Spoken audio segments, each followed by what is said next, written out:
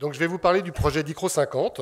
Il consiste en la fabrication d'un dispositif de mesure de dichroïsme magnétique dans le domaine des rayons X à très basse température. Une nouvelle fois, le point de vue physique serait plus facilement expliqué par les techniciens de la ligne DEMOS travaillant à Soleil. Il sera réalisé grâce à une étroite collaboration entre les scientifiques de la ligne DEMOS et notre entreprise. La SAT de Paris-Saclay a quant à elle permis le bouclage financier de l'ensemble du projet. Un transfert de technologie entre Soleil et notre entreprise ponctuera la fin de ce projet. Donc Cryo Concept, c'est une entreprise née en 1997 du fruit d'un transfert de technologie avec le SPEC, CEA Saclay, sur les réfrigérateurs dilution avec Eta-Joule Thomson. La société Ameris en 2000, puis le groupe Segula en 2001 ont permis à la structure de finaliser la conception industrielle de ces réfrigérateurs à dilution. Et en 2008, la société Cryometics des États-Unis a fait l'acquisition de la division cryogénie de Segula. En 2014, les salariés, nous étions 5. Après un long dialogue avec la société Cryometics, on a décidé de reprendre la société Cryo Concept à notre compte. Sur les 5 salariés, 4 sont restés et 3 ont poursuivi l'aventure en tant qu'actionnaire. Donc c'est une aventure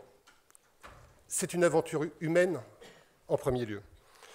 Notre objectif est donc la poursuite de la fabrication des réfrigérateurs à dilution, avec ou sans hélium liquide, comme c'est maintenant la nouvelle technologie, à travers une gamme de standards que nous avons mis en place, les EXA-OR, EXA-WET et EXA-TEMP, ainsi que le développement de produits innovants, tels que l'Ultra-Quiet Technology, qui est une technologie consistant à tuer toutes les vibrations liées à l'utilisation d'un tube pulsé sur une dilution, ou, comme c'est le cas aujourd'hui, le projet DICRO 50. À ce jour, Cryo Concept a vendu 60 réfrigérateurs dans le monde et on compte doubler notre chiffre d'affaires en 2016 avec un objectif de croissance continue sur les 5 prochaines années. Le second acteur du projet est le Soleil. Inauguré en 2006, Soleil est une société civile avec comme actionnaires le CNRS et le CEA. Son effectif est d'environ 500 personnes, dont 360 permanents. Très grande infrastructure de recherche nationale, Soleil est un accélérateur de particules, mais plus particulièrement un anneau de stockage d'électrons. En effet, à chaque fois que les électrons sont déviés de leur trajectoire rectiligne, afin de les faire tourner dans l'anneau, ils émettent un rayonnement synchrotron, et c'est cette lumière aux nombreuses propriétés exceptionnelles qui est utilisée par les différentes lignes.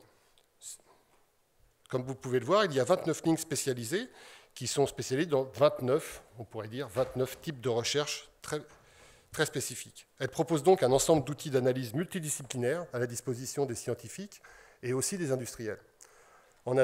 Cet aspect laboratoire d'accueil fait que plus de 3000 utilisateurs par an séjournent pour leur recherche à Soleil. Parmi ces 29 lignes, en bas, il y a la ligne DEMOS, qui est plus particulièrement porteuse du projet DICRO 50.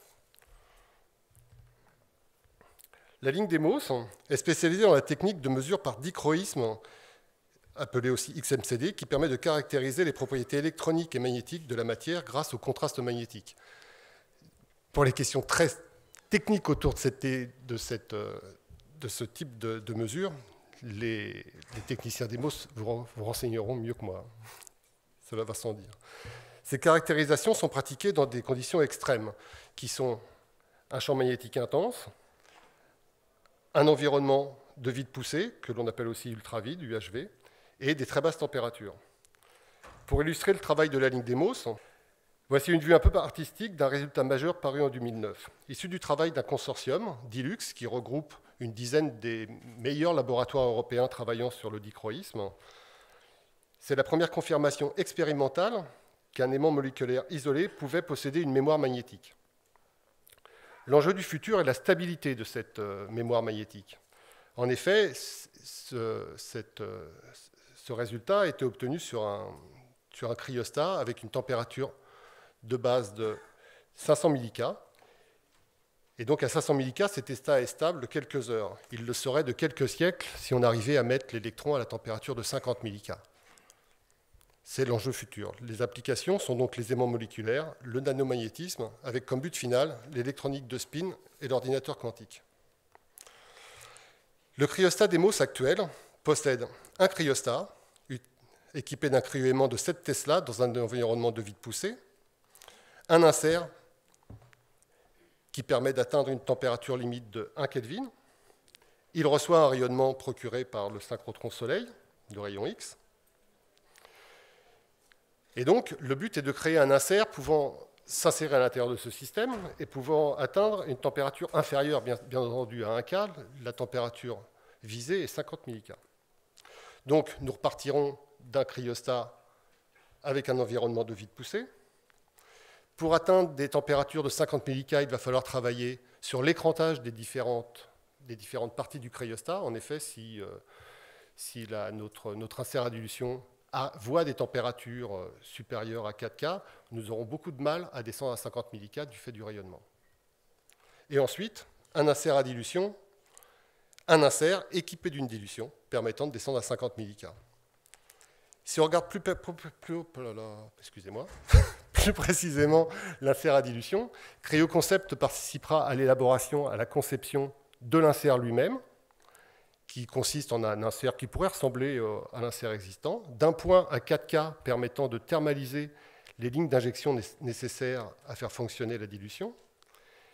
Et Soleil amènera son savoir-faire sur la partie basse de la dilution, qu'on appelle aussi boîte à mélange, qui a une particularité très spécifique et particulière nécessaire au dichroïsme. En effet, la mesure de l'échantillon se fait par la mesure d'un courant électrique qui est de l'ordre du femtoampère, 10-15 ampères. Cela impose donc d'être isolé électriquement du monde extérieur parfaitement.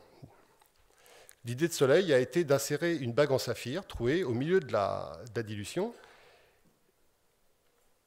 Et cette bague en saphir procure une isolation électrique de l'ordre du téraohm, 10 puissance 12 ohms.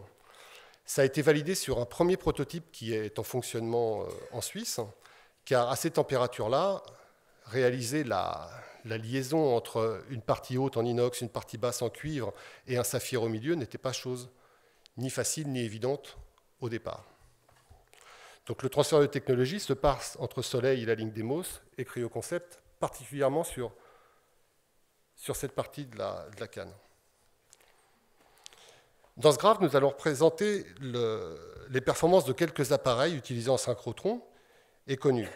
Comme paramètre discriminateur, nous utiliserons le paramètre H/T, qui est le rapport entre le plus haut champ magnétique produit par l'appareil et sa plus basse température. Donc nous vous présentons d'abord des produits que nous appelons avérés, c'est-à-dire des produits en utilisation connus et qui produisent des publications scientifiques. Donc là, nous avons plusieurs confrères ou concurrents, comme Janis à l'ALS, Scientific Magnetics à Alba, ou des MOS et une collaboration avec L'Air Liquide à l'époque, au SLS. On voit que donc Demos est aujourd'hui le plus bas à 300 milliK et possède la bague en saphir sur son prototype de SLS.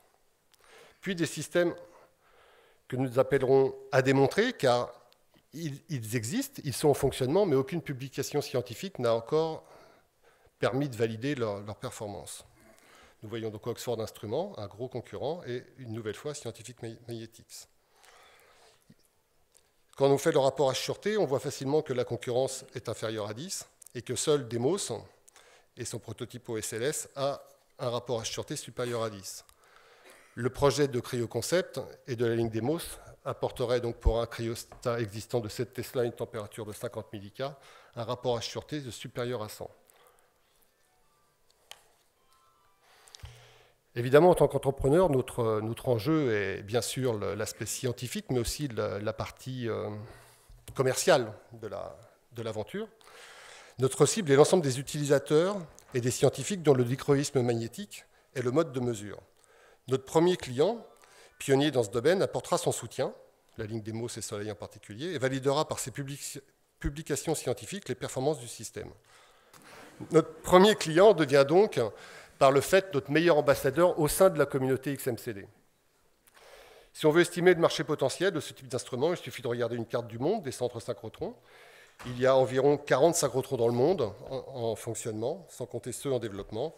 Chacun possède 15 à 20 lignes de lumière, et sur ces 15 à 20 lignes, une ou deux sont dédiées à la recherche XMCD, une rapide règle de 3 nous emmène à un potentiel de 60 utilisateurs potentiels intéressés par atteindre des très basses températures. Une fois le prototype en fonctionnement à Soleil, dans un délai d'environ maintenant 13 mois, le développement se continuera avec un produit sans hélium liquide, grâce à la technologie de l'ultra-vide de ultra-quiet technologie dont je vous ai parlé au début, qui permet d'éviter les vibrations, additionnée à la technique de la bague saphir qui permet d'isoler électriquement l'échantillon. Tout ça a été possible grâce à 3 grands partenaires, Soleil, la SAT de Paris-Saclay et Cryoconcept. Entre Soleil et Cryoconcept, nous travaillons sur ce projet où c'est son environnement depuis 2011. Ça fait déjà 4 ans qu'on discute avec les techniciens de Soleil. Et on a réussi à finaliser cette entente là, il y a 2-3 mois.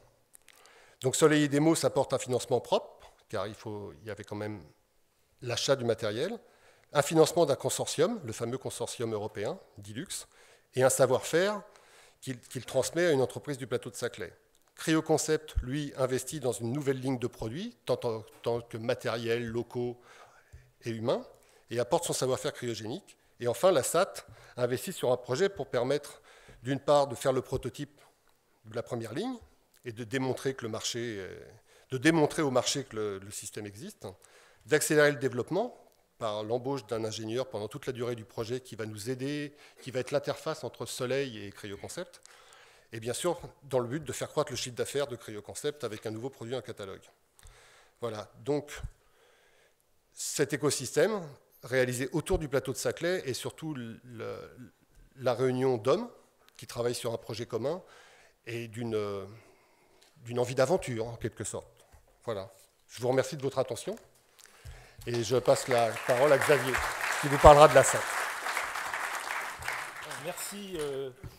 Merci beaucoup. Donc nous, on a effectivement choisi Cryoconcept parce que c'est un projet symbolique où on a un challenge technique, on est sur des grands équipements scientifiques, on est aussi sur un modèle économique très particulier parce que c'est la promotion des résultats scientifiques qui va faire du business pour Cryoconcept et c'est vraiment très, très étonnant. Concernant la SAT Paris-Saclay, l'intervention qu'on a, je vais essayer un peu d'élargir par rapport à l'action qu'on a menée pour Cryoconcept.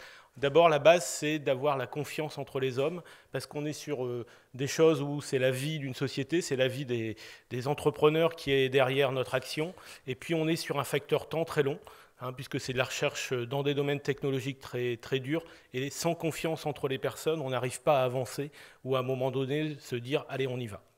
Alors, on a un positionnement sur la SAT Paris-Saclay qui est à la fois techno-push et market pool, mais c'est surtout market pool. On essaye de répondre, et l'exemple avec Cryoconcept, c'est pour ça qu'on l'a mis en avant, parce que c'est exactement ce qu'on veut faire, c'est répondre à un besoin d'innovation d'une entreprise à partir des compétences de l'Université Paris-Saclay.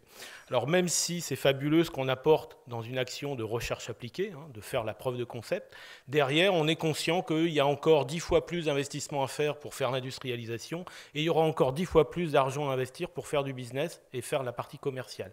Mais ce n'est pas grave, on a fait la partie critique qui était la preuve de faire performance sur le marché. Ensuite, notre valeur à la SAT Paris-Saclay, c'est les établissements de l'Université Paris-Saclay. Humblement, j'ai envie de dire, nous, on ne peut exister, on ne peut avoir de valeur à apporter aux industriels que par l'existence de technologies innovantes au sein de l'ensemble de ces acteurs de l'Université Paris-Saclay. Et on a forcément soit des étudiants entrepreneurs aujourd'hui, soit des chercheurs entrepreneurs, mais aussi on a des gens qui viennent nous voir parce qu'ils sont en reconversion d'un grand groupe, en reconversion d'une PME-PMI, où simplement le patron de la PME-PMI veut développer une nouvelle filiale et sourcer de la technologie sur l'Université Paris-Saclay. Et là, on a une capacité à apporter une technologie différenciante sur son projet de nouveaux produits ou de nouveaux services. C'est ça notre métier aujourd'hui. Et bien sûr, la partie techno-push, quand un laboratoire a une idée, pour le faire cheminer vers le marché. Notre modèle, il est simple. On a eu une dotation pour investir sur des projets de maturation ou investir dans un portefeuille de propriété intellectuelle. On va licencier cette technologie à l'industriel. C'est ce qu'on fait avec Cryoconcept. Là, c'est un savoir-faire secret, il n'y a pas de brevet, voilà, on est sur une IP qui est un savoir-faire secret détenu par Soleil, qui sera transféré à Cryoconcept, où on peut investir dans des startups, enfin sur des technologies qui seront exploitées dans une startup. Et là, l'alliance ou le comportement complémentaire avec Incube Alliance est vraiment pertinent puisque nos résultats de projets de maturation ont vocation à aller prioritairement dans l'incubateur Incube Alliance. Et bien sûr, l'exploitation de ces technologies innovantes fera qu'on va avoir un retour sur investissement vers la SAT qui va la partager à terme avec les établissements qui ont fourni la technologie de base. On est là, on est une filiale à 67% de l'Université Paris-Saclay. Alors pour finir, notre apport de valeur dans un développement d'une technologie innovante sur un marché ou sur une nouvelle entreprise, d'un côté, on va prendre des risques sur un niveau de TRL entre 3,4 et 6,7. On va apporter une valeur avec de l'ingénieur maturation qui va travailler sur le projet, faire des études de marché. Forcément, on va faire des études techniques, passer une norme, passer un cap technique et voire investir sur l'achat d'équipements. Et puis, on va aussi apporter quelque chose qui est différenciant pour nous et qui a une vraie importance pour quand on est en phase de faire la preuve de concept sur le marché, avoir une vraie stratégie d'IP, avoir une étude de marché qui tienne la route, qui prouve qu'il y a une pertinence sur le marché, avoir une première stratégie, comment rentrer dedans, et puis regarder l'équipe qui va porter la start-up, si c'est une start-up qui va faire la valorisation. Donc ça, c'est vraiment notre valeur ajoutée qu'on apporte à chacun des projets. On en fait plutôt des gros, un volume restreint, mais à chaque fois, on essaye d'apporter l'ensemble de ces éléments de valeur. Pour réaliser ça, aujourd'hui, on est vraiment une équipe à votre service, c'est-à-dire que l'ensemble du personnel de la SAT Paris-Saclay, on est là pour vous, pour répondre aux besoins à la fois des laboratoires, des chercheurs, des structures de valorisation et des industriels pour comprendre et analyser leurs besoins d'innovation. Voilà.